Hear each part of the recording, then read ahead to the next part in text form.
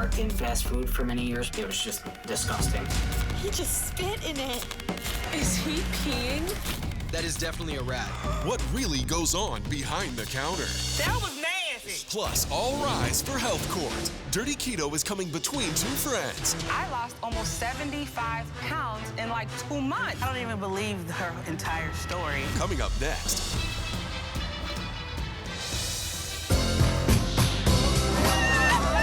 Are you ready for season 11?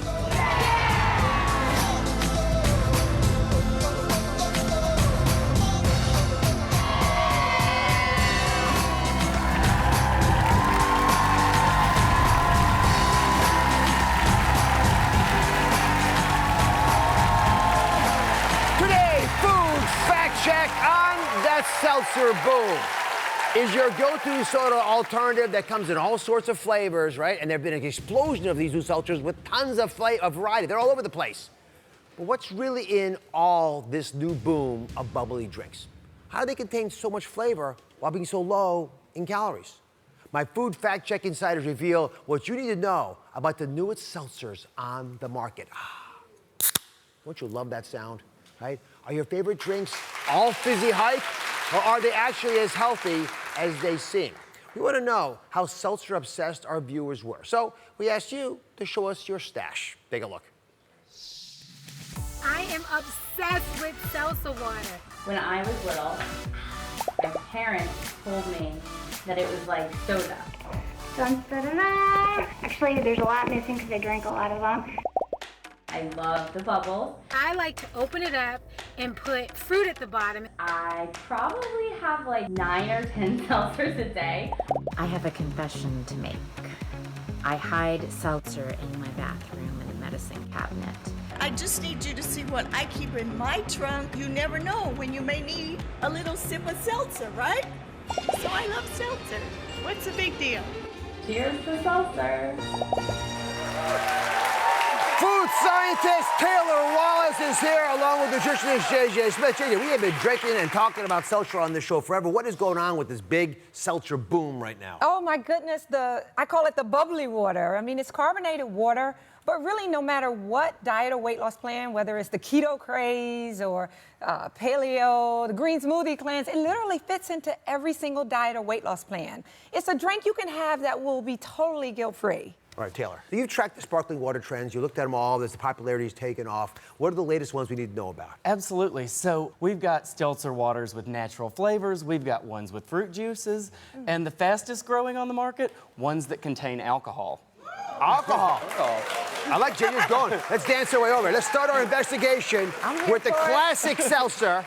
So the classic seltzer is what we all started off with. You know, our parents, they used to drink this stuff, and then sort of went away for a while. Right. Now it's big. What's in the classic seltzer, Taylor? So it's very simple. It's water and carbon dioxide, and that's what makes it fizz. What are your thoughts around that, JJ?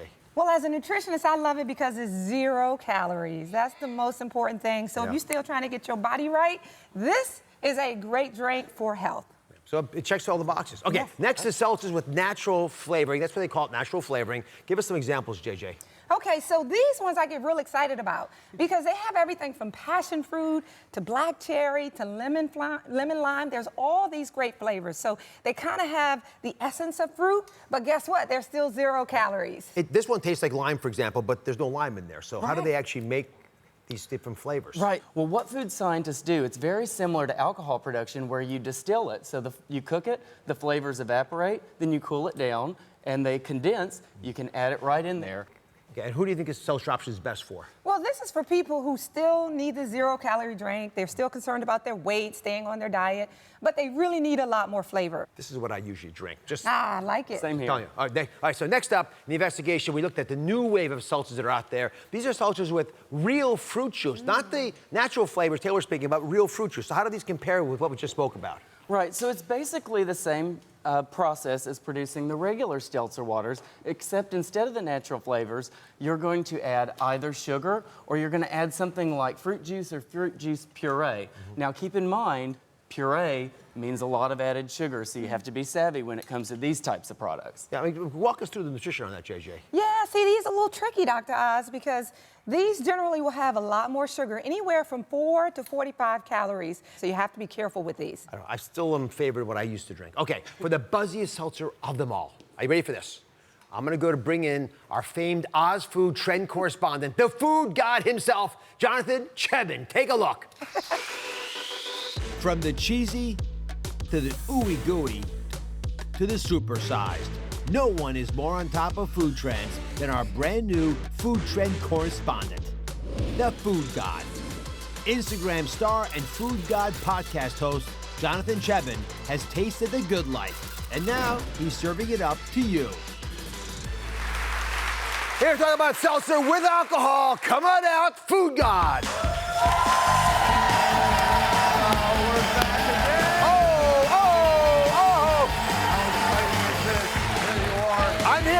I'm here. Hold on, let them know. I'm here. I'm with them, with the food god. We made it. We're here. Look at this seltzer. This is unbelievable. Hi, guys. So explain this to me. Seltzer sales are up 200%, basically doubled. And it's, it's not the summer anymore, but they're still fairly high. What makes them work? It's become a trend. It's like rosé. It started really local in the summer. People were drinking it. It was no big deal. It's like $1 billion business. This is on its way. It is so huge. Everybody's talking about it. It's selling out. When things sell out, that's when you know it's like a trend to stay for a while. So I trust you on taste issues and trend issues, but I gotta go Taylor here for a fact check on the big food issue here. Food fact check this for us. What makes sense? What's in here? How do you put alcohol with seltzer and make it work? Okay, so these products are not regulated as a food. They're regulated actually as beer. And so, beer? Yes, so they are not regulated by the Food and Drug Administration. They're regulated by the Alcohol, Tobacco, Tax, and Trade Bureau, which means they don't have to label calories. So these things have about 90 to 100 calories in there, so it really, you're not gonna blow your diet by going to happy hour. Walk me through specifics. This part I get. You get the regular part of the seltzer with some flavor. Right. So again, same process, and you can add either fruit juice or fruit puree to really flavor it up. Again, you gotta watch the added sugars when it comes to the puree. But then you add alcohol, which can be either from regular sugar like corn sugar or beet sugar, or if you want to call it a malt beverage, you can ferment the alcohol from malt. Okay. That's a lot. There's a lot. So when everyone's Googling these things, what do they find? What do they see, food guy? Well, the one thing that everybody keeps asking, I see it over and over, people want to know, do you get drunk faster because it's like bubbles and alcohol? Yeah. That's all I care about. Pass one of those over here. What do you think? Here. Well, actually, I'm going to help answer this. Hand me the other one. If you open this thing up, here, let me get it this way. Enjoy it a little bit. Let's see the impact. First of all, if you have champagne, you do seem to get tipsy a little faster, don't you? Smells pretty good. Yeah. Well, it smells good, but do the bubbles make you get drunk faster? All right, so in your personal experience, have you gotten intoxicated with these more rapidly? In my head, I think I have. Just because the bubbles just like go through your head faster. I don't know. There was someone who did a research project on this. They did a small paper, and they showed that the bubbles do seem to get the alcohol into your bloodstream at a faster rate. So it's not the total amount of alcohol, it's how fast it hits your body. I believe him. Yeah. I believe him. I don't know. It's actually a research paper, plus you have anecdotal evidence yourself. Well, it's probably because they're so flavorful and good, you might overconsume them every now and then. We'll toast to that, Taylor. Cheers. Food God, thank you for being here. Jonathan Chebin, he'll be back last this season. We'll be right back.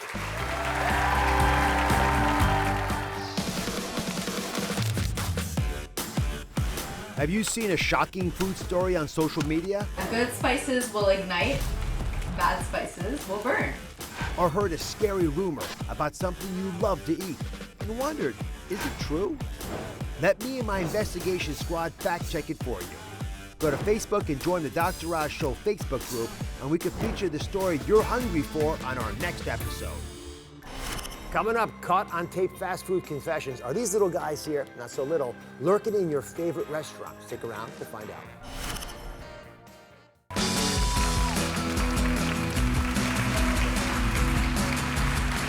Food's become faster than ever. There are fast food restaurants on every corner, coast to coast. And delivery apps mean you're one swipe away from a hot and ready meal brought directly to your doorstep. But with speed, are we sacrificing safety? Today, fast food confessions caught on tape. with real fast food employees stepping forward to reveal what they've seen and heard from the fast food front lines. Take a look. Fast food employees gone bad. An employee at a Detroit pizzeria was caught adding his own spit to the customer's pizza sauce. In West Virginia, this fast food pizzeria manager was caught urinating into the kitchen sink, right next to where your food is prepared. And this is not an isolated incident. This fast food worker was filmed through the drive-thru window urinating into a mop bucket used to clean the restaurant floors. No 5-second rule for your French fry. What if the employee at this fast food restaurant was rubbing your bun on the floor? Let's hope they didn't clean those floors using the other guy's mop. But for every bad fast food employee, there are thousands more doing the right thing, using their cell phones to be our eyes and ears, capturing unsanitary conditions in picture and video. One whistleblower, a former employee of a Florida fast food chain, made headlines when she alerted health officials who found the restaurant to be overrun by cockroaches and rat feces. These are the actual shocking photos taken. And you won't believe this video of a baby rat crawling around in the bun bag at an Oklahoma burger joint. Today, we're hearing firsthand from fast food restaurant employees who've seen it all. Joining me is our go-to tester, Renata, who admits to me she has visited a fast food restaurant or day in or two. So you saw that footage. What is going on to you right now?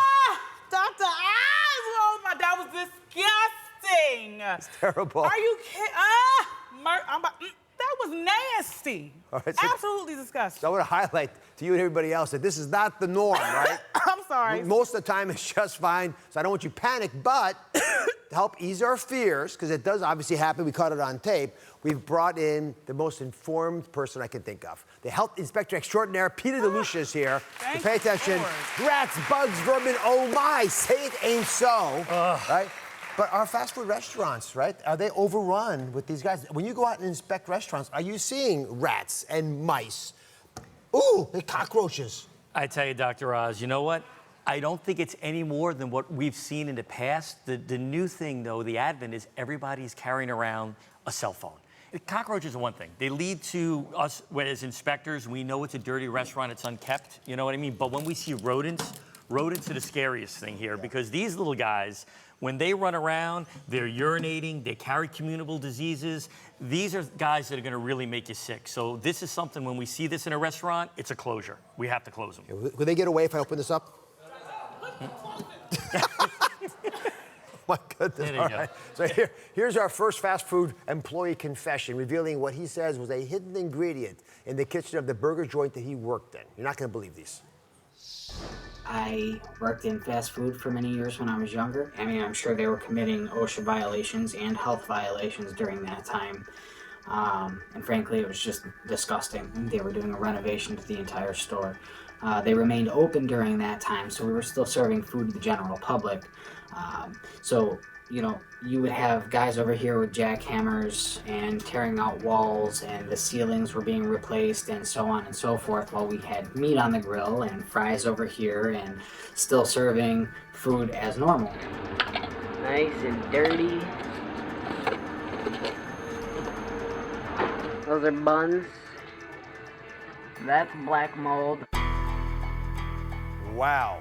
This is nasty. Lord have mercy. You've been inspecting restaurants and other eateries for your whole life. So if you saw the kinds of things we were talking about, the dust, for example, wouldn't the health inspector pick it up? Those are violations, without a doubt. But remember, we only take a snapshot. We're not in those stores, 365 days a year. We're in there a couple of times a year. So these things happen. But construction, while you're preparing food, that's a big no-no. You're getting the, particles in your food, contaminating, really big problem. Can't have that. Aren't there general safeguards to keep fast food restaurants safe? There are.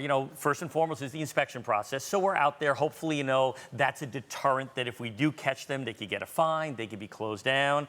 A lot of states require food service and education, which is very important. I'm going to sign Renata up for that inspection course. All right, so what are the signs we should be looking for to differentiate a good joint from a bad joint so we can enjoy our food? I want Renata panicked over this. A couple of quick tips. First and foremost, a clean bathroom. Because you know what? In many places, the bathroom you use is the same bathroom the people preparing your food are using. Now, second, you want an open-style kitchen. Why does that matter? Open-style kitchen. Think about it. You're at a fast food restaurant or a food court. You could see what's going on there. Are they wearing plastic gloves before they're touching your food there? And you know what else I like? I like cook to order. A lot of these burger joints now you can go to, you see them cooking your burgers right out there. You see the operation. You know what's going on. And they know you're watching them. All right, the big lesson here isn't that fast food is going anywhere, because it's not, right? These things are possible. Hopefully they're not happening. They're unusual occurrences, but they obviously do occur. So don't be afraid, but keep your eyes open and look. Capture those images if you get them. Send them to us. We'll share them with the audience. Up next, you ever wonder if your delivery takeout is tampered with? Wait until you see what we found caught on tape. This is next. And as we go to break, take a look at a shocking confession from a sandwich shop employee.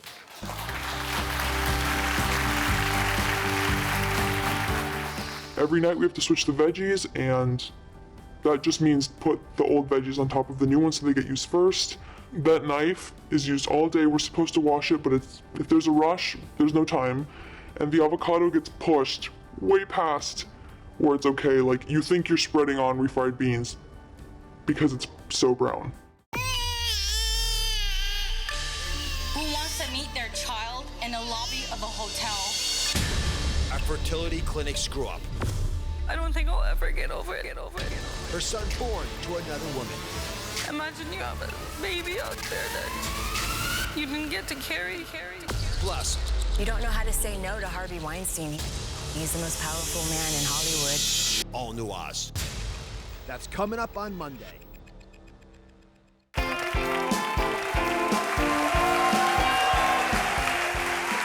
right, who in the audience is hungry? Put your hands up. Who's hungry today?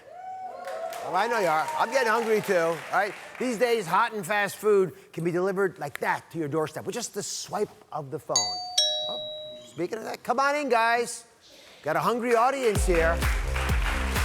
Phone delivery right to our studio. Well, thank you very much. It's so good to have. I think we have enough food for just about everybody. But here's the question, since we've got all these delivery folks here. Does convenience come with a cost, right? You're sitting here watching the show and the food's already here. Let's say these are the last 8 deliveries you guys have all taken at home, right? Please, 2 of you, step forward. Statistically, 2 of your orders could have been snacked on before getting delivered. Think about that. Oh my God, that's right. The exercise shows what real delivery workers admitted to in a recent survey. 28% of food delivery people tasted your food before delivering it. Take a look.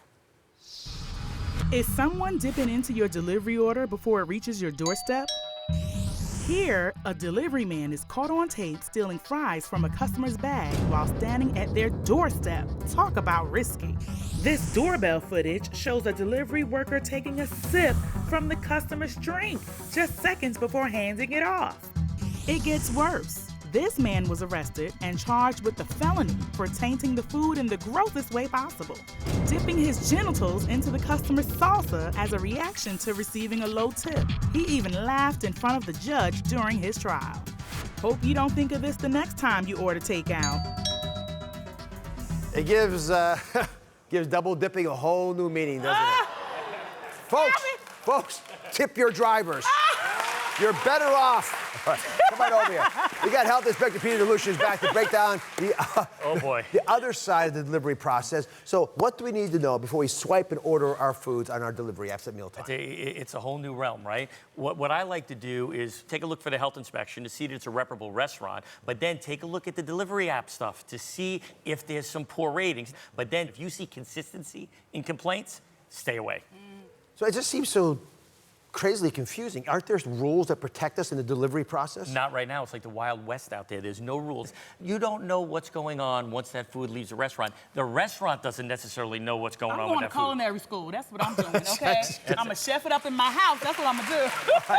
Here's our next confession. It's from a food delivery worker who says some drivers are definitely stealing their customers' food. Wow. They asked to remain anonymous for obvious reasons.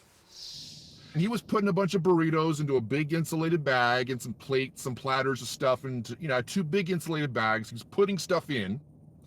And he had a big bag of tortilla chips.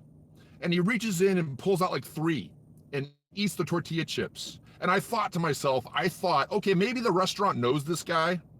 and maybe they just gave it to him as like a snack because they know him for free.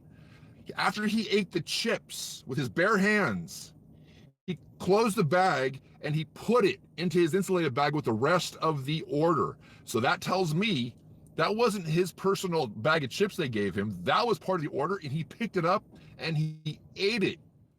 Wow. I mean, you'd never be able to figure that out, or so I thought. But guess what? Do not fear. Peter has tips to protect you from dirty delivery.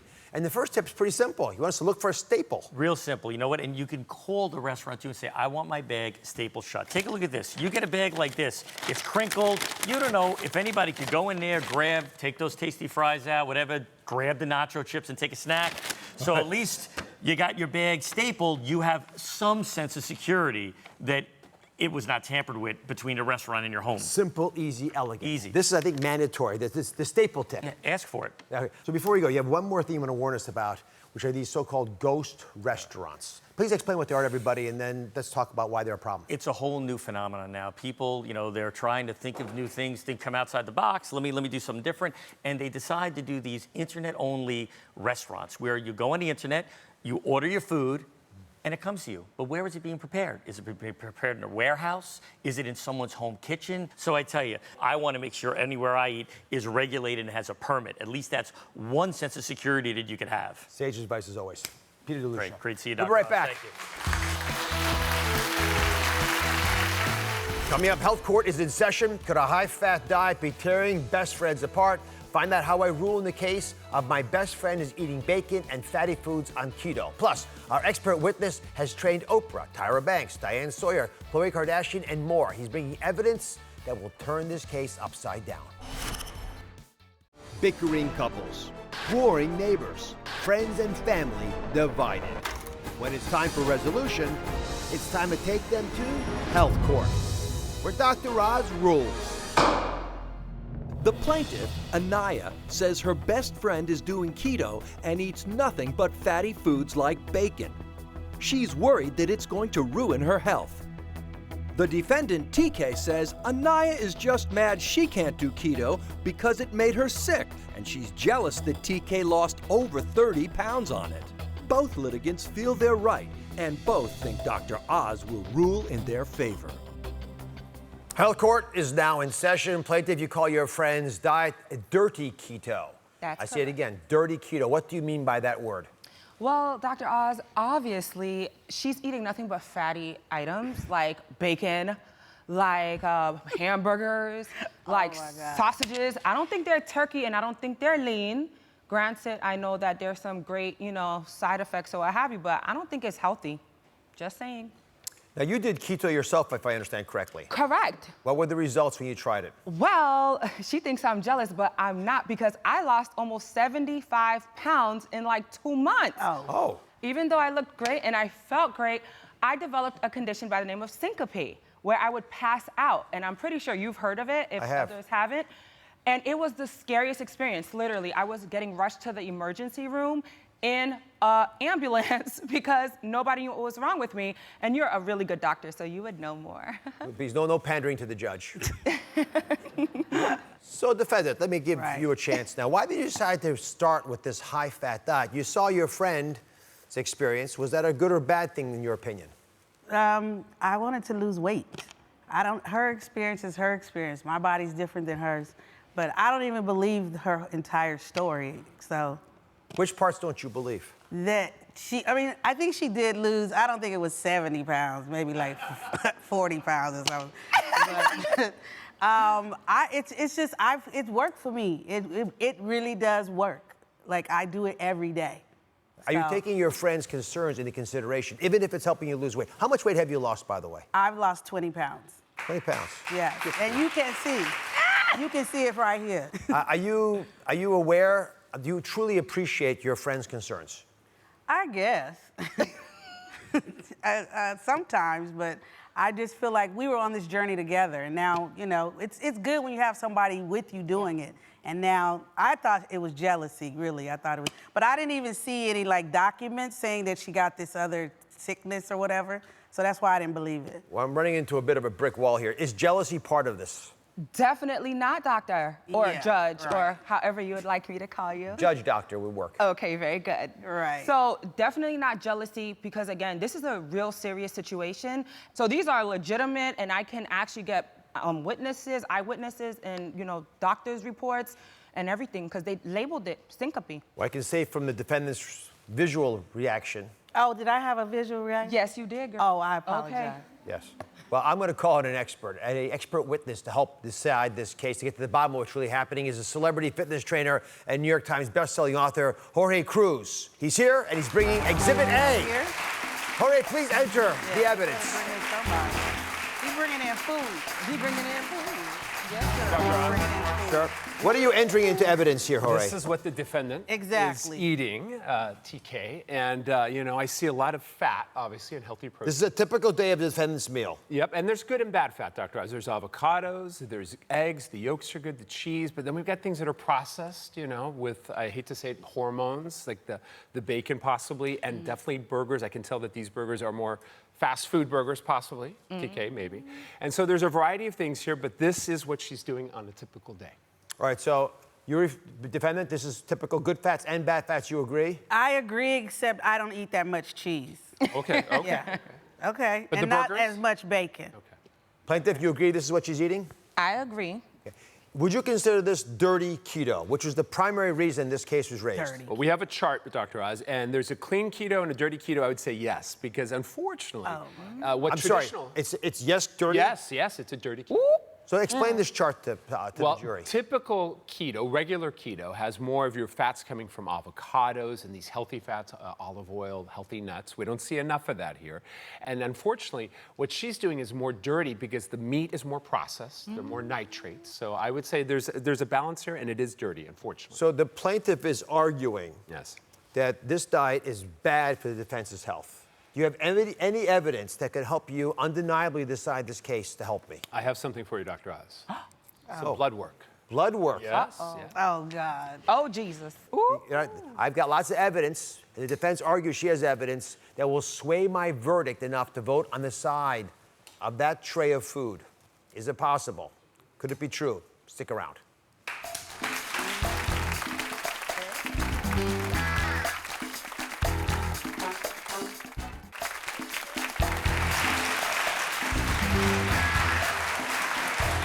Welcome back to Health Court. Today I'm presiding over a case of dirty keto coming between friends. The plaintiff, Anaya, says her friend TK needs to quit eating high-fat foods like bacon on her keto diet because she's worried it's hurting her health. The defense, TK, argues she's lost 20 pounds and she will not turn back. Best-selling author and celebrity trainer Jorge Cruz is our expert witness. Eating high-fat foods regularly all the time is frowned upon. But you argue there's a biological loophole. What is it? There is, Dr. Oz. It's called, keto is ketosis, and ketosis is the loophole. And, I work with a lot of clients, and I teach healthy fats in the morning and coffee and things like that. And there's a way to do it. And really, we have a graph to show people how keto activates fat burning. So imagine you have bacon. I would say let's make that an avocado, but let's just say it's healthy fat, hopefully. It activates a fat burning mechanism. And you can talk about this as well, Dr. Oz, but we know that it does that. And best of all, when you deprive yourself of sugar and carbs, it's going to tap into that fat you're eating, but also the fat that you have on your body, like on the hips and belly. And that's why it works so well at using up energy in our body. So as long as you're in ketosis, right, your body is burning fat, your hormones have been hacked a little bit, and so you'll get what you desire. That's the argument. Defendant, you have to be in ketosis for it to work. Do you have any evidence that you're actually in ketosis? Bam. Bam? Hello. So that's your urine strip? Yes, I came ready. Oh. Yes, and it changed the color, indicating that you are ketonic. Hello. Plaintiff, she does appear to be in ketosis. Well, like she said, I don't have any documentations that that's real, so. Well, I'm assuming it was your urine you dipped it in, correct? Yes. All right. So if you're in ketosis, that means that you're doing exactly what Jorge described. The fat's being converted, and this build product, the byproduct, is ketones, which is what we identify in the urine. But that doesn't settle the case yet. That just means that you're using the diet for the desired purpose, which is losing weight, but you lost 20 pounds. Yes. So we know that part of it works. But the plaintiff is a friend. And that the court has to enter that insight as a friendly plaintiff. She's arguing that her friend's health, your health, is at risk. So therefore, we've asked you to take the big step of getting blood work. Did you agree voluntarily to allow us to look at your blood? Yes, I did. Are you ready for the results? I'm ready. Right. These results are going to affect my ruling in a very big way. There are several ways where the high-fat diet can affect your health adversely. Number one, your liver, because your liver is like the filter of the body. It's got to take all that junk, in this case the bacon, and clear it out so that the rest of the ketosis can play a role. And your liver enzymes, which indicate the health of your liver, are normal. They're normal. But there's more. Your overall cholesterol, which matters to me, because if you're eating a lot of fat, as Jorge pointed out here, it can sometimes affect your cholesterol levels adversely, and yours are normal. And finally, I looked at the most important cholesterol number, which is the lousy LDL cholesterol, the one that gives us a risk for heart disease and stroke and Alzheimer's and a bunch of things. And your LDL, the bad cholesterol, well, it's just a little bit elevated. Not far, but it's a little elevated. What does that mean? Well, what it means, and you know what? I'm going to address that in my final ruling, because here's how I see it, putting the whole story together. You're in ketosis. There's a concern over your health been raised by a plaintiff. And so as I look at your lab results and put it all together, I can prepare a final judgment that I think will rule on the side of health. And the test results that I have here, I'm going to rule in favor of the defendant. But... No, wait. That's me. But, I'm happy for you. Oh, I'm not DK, jealous. order, please. There's an important issue here, a caveat. High-fat diets can, without question, be healthy if it helps you lose weight and you're eating the right kinds of fats and you're exercising, you're monitoring the effects in your body, as we did with these records. However, I hereby order you to reduce the amount of saturated fat and eat healthier fats. Dirty keto is not the way to go. I want olive oil and avocados and nuts to get that LDL level down. Okay. Which will keep you in ketosis and make it easier on your heart. That's my ruling. Yes. Bravo. Okay. He ruled with the defendant. That would be me. Thank you, Dr. House. I'm happy for her. Okay, so let's clear the whole thing and, get it out there. I'm not jealous of her at all. Whatever. Okay. Keto works for me. Keto works for her, and it worked for me too. Do you want to take someone in your life to health court? Go to droz.com/health court to submit your case.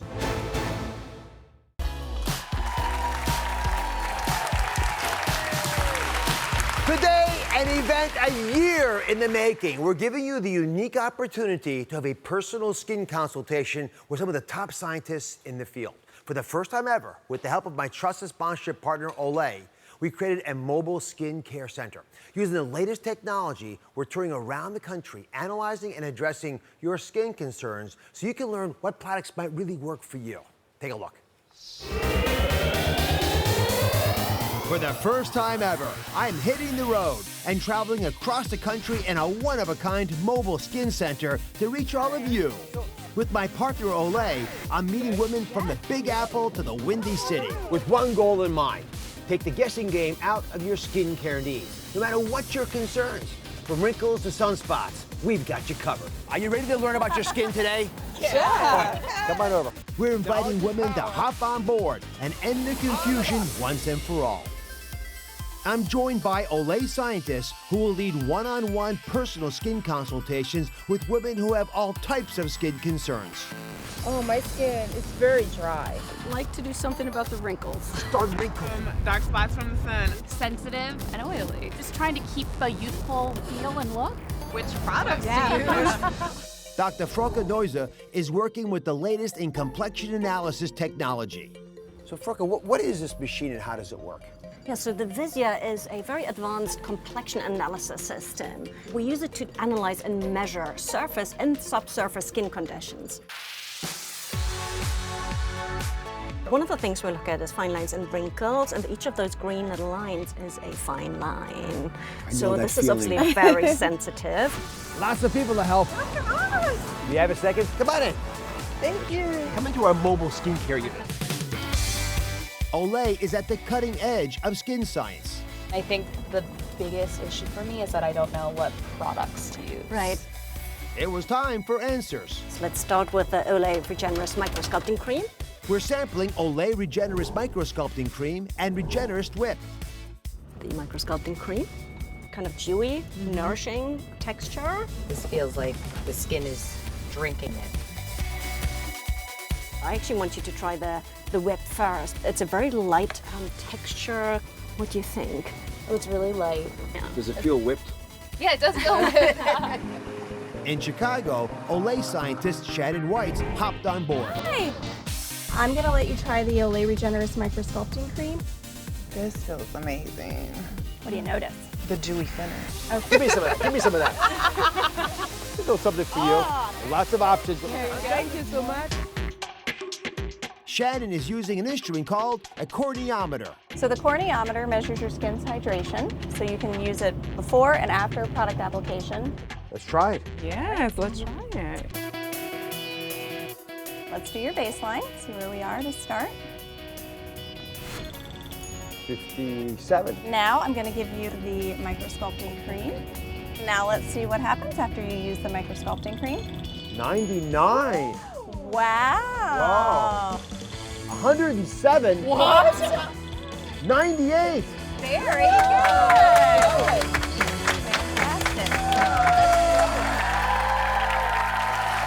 We're continuing our mission today with Olay principal scientist, Dr. Froka Noiza. Wasn't that fantastic?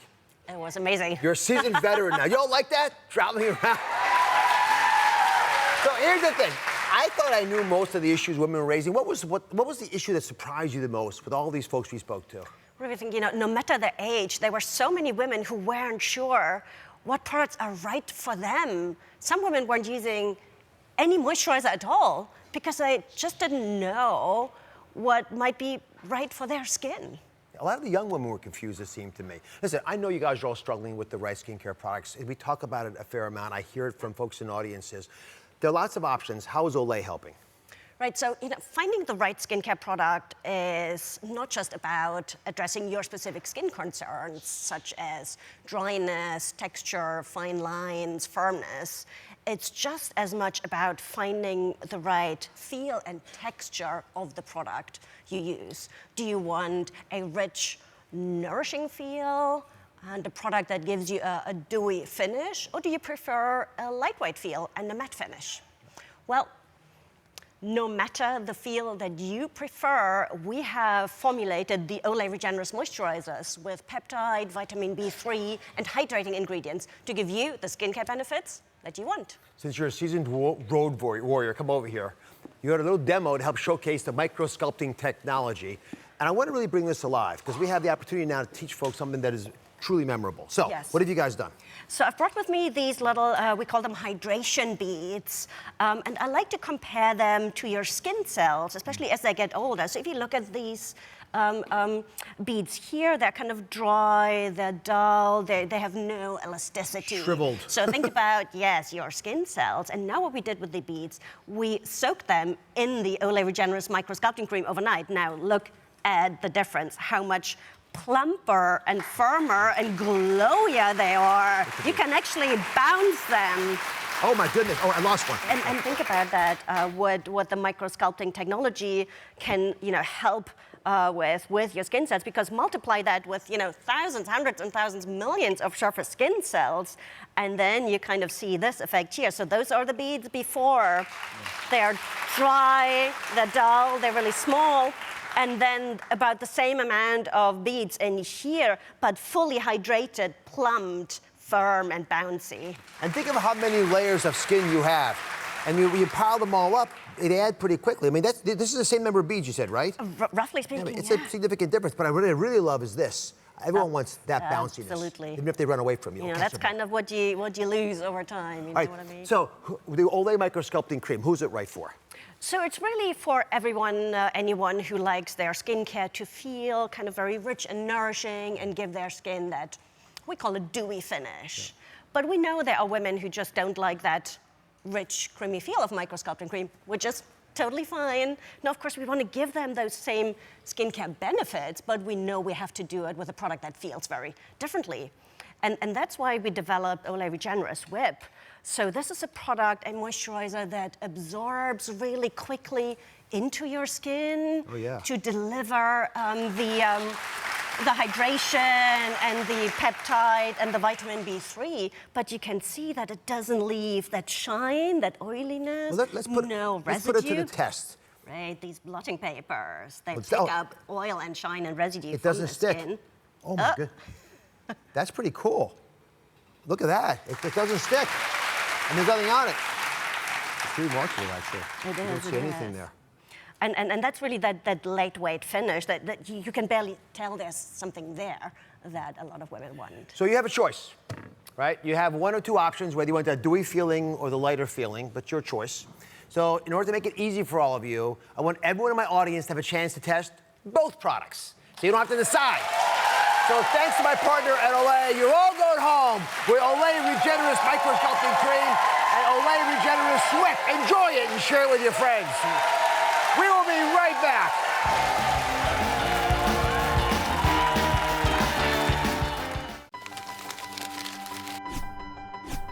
What's your health, addiction, anxiety, love, hero, cancer, survivor, personal story? We want to know. Go to the Dr. Oz Show Facebook group and upload your story so we can share your story on the show. Can you please help a sister out, Dr. Oz?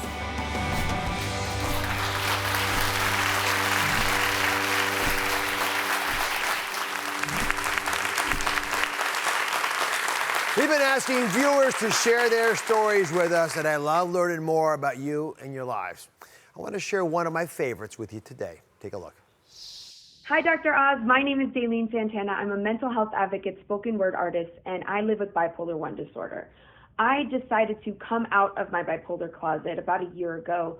After I had a manic episode in 2011, I reached psychosis, was hospitalized, and came home. I fell into the deepest depression and really hit rock bottom. I decided I would never talk about my illness, definitely never write poetry again. And that bred a lot of problems. It made me so much more anxious and depressed, and I felt so much more alone in my struggles with my mental illness. Now, my story is that I really want to inspire others with my poetry and just speaking out and helping and educating others, but I can't help others unless I help myself. I'm really grateful that I got the opportunity to share my story with you, and I look forward to hearing from you. Daylene is joining us via Zoom. Daylene, I'm so happy for your story, and there's power in it. What do you hope happens when someone who needs to hear your message of hope sees it on the Dr. Oz Facebook group page? Thank you, Dr. Oz.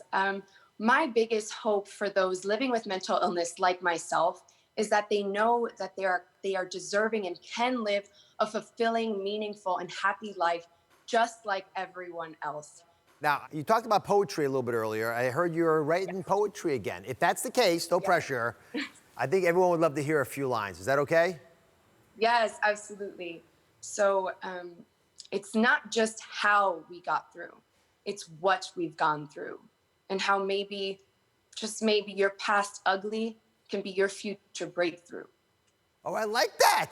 Little performance artist. That's good. Congratulations, Daylene. Thank you for being here. Remember, the power of change lies in the power of you. Just one person with one voice, speaking the truth, seeking the truth. Goodbye, everybody.